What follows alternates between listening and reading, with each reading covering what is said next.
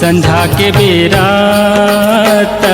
रोई फूले का वो तोरे मुठा भर भर चूरी, वो तोरे मुठा भर भर चूरी। तो हिला फूले का वो तोरे चेहरा आँखी में झुलते रही थे ना, वो तोरे चेहरा आँखी में झुलते